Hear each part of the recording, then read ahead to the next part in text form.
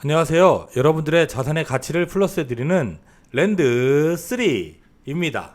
오늘은 2023년 후반기 부동산 시장을 전망해보는 시간을 갖도록 하겠습니다. 먼저 최근 저의 근황을 잠깐 소개해드릴게요. 2023년 전반기를 아주 바쁘게 살아왔던 랜드3였습니다. 2월에는 유망 IT 기업 초청으로 직장인 대상으로 부동산 재테크 강의를 할 수 있는 기회가 있었고요. 3월에는 부동산 자산 최고 경영자 과정에 입학하여 매주 화요일 2시간씩 부동산 관련 수업을 듣고 있는 중입니다. 4월에는 RSA 7기생과 동문들을 대상으로 양주 옥정 지역과 백석 신도시 지역에 대한 임장 수업을 진행했고요. 5월에는 서울 장미축제에서 찾아가는 부동산 상담관으로 위촉되어 상담 창구를 운영하기도 했습니다. 제가 총동문회장으로 있는 RSA 과정 7기 수료식에도 참석하여 축사를 하는 영광도 있었네요.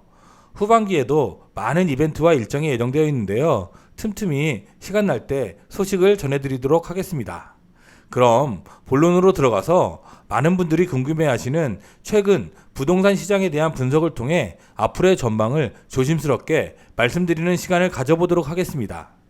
최근 부동산 시장은 그야말로 의외? 반등? 뭐지? 입니다. 한국은행의 금리 동결의 여파인지 정부의 각종 규제 완화 덕분인지 서울의 경우 주택가격 동향이 저점을 찍고 반등의 기미가 보이고 있습니다.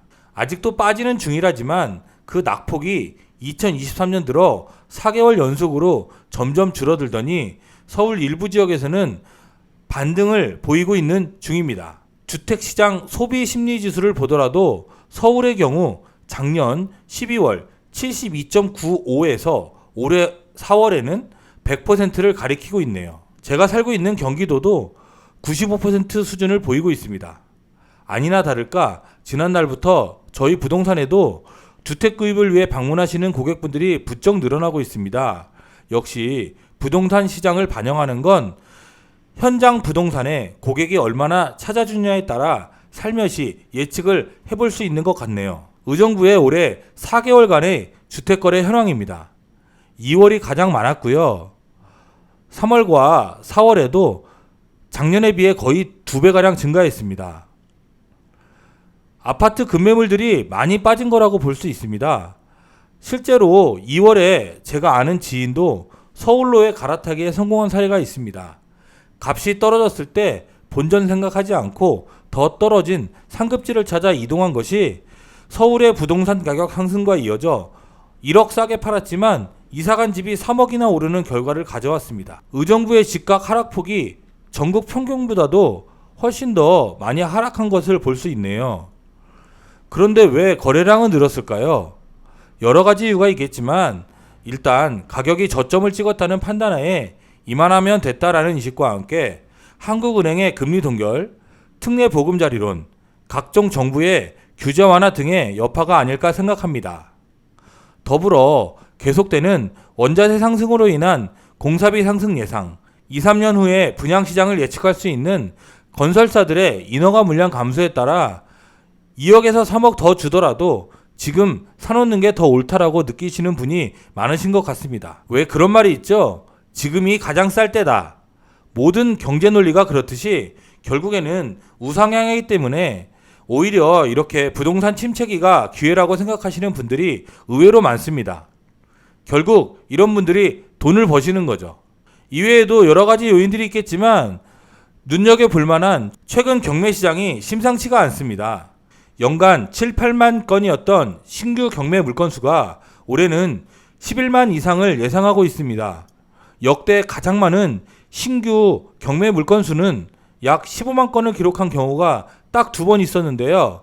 1998년 IMF와 2008년 세계 금융 위기였습니다. 신규 경매 건수가 늘어난다는 건 경매 시장이 살아난다는 이야기인데 지난해 금리 인상으로 신규 경매 물건으로 등록된 물건들이 올 하반기, 내년 상반기에 풀릴 예정이니 여전히 금리와 세금이 변수이긴 하나 충분히 관심을 가져볼 만합니다.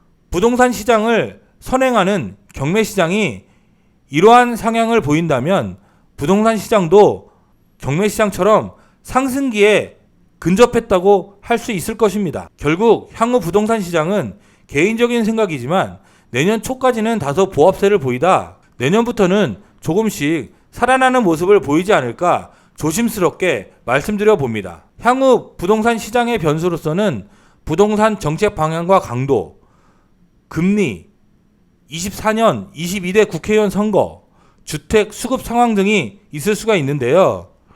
이에 따라서 부동산 규제 완화와 정책 강도는 부동산 시장을 활성화하는 데 도움을 줄 것이라고 예상되고, 금리 상승은 고금리 시대에 부동산 수요가 위축이 될 것이라고 예상되지만, 현재 한국은행과 미 연준의 행보로 봤을 때는 금리도 조만간 안정될 조짐을 보이고 있습니다.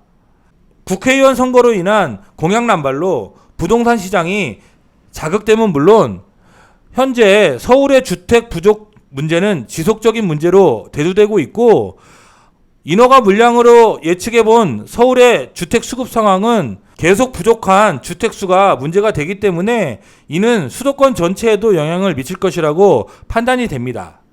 그렇기 때문에 바로 지금 이 순간이 사야 할 때라고 할 수 있는 거죠. 아니면 아주 소규모라도 적절한 곳에 투자를 해놓아야 뒤처지지 않을 수 있습니다. 이상 각종 부동산 전문가님들의 강의와 학술 자료들을 종합해본 결과를 가지고 2023년 후반기 부동산 시장을 조심스럽게 전망해 보았습니다. 더욱 궁금한 내용이 있으시거나 투자에 관심이 있으신 분들께서는 언제든지 연락 주시면 친절히 상담해 드리도록 하겠습니다. 이상 랜드3였습니다. 여러분 감사합니다.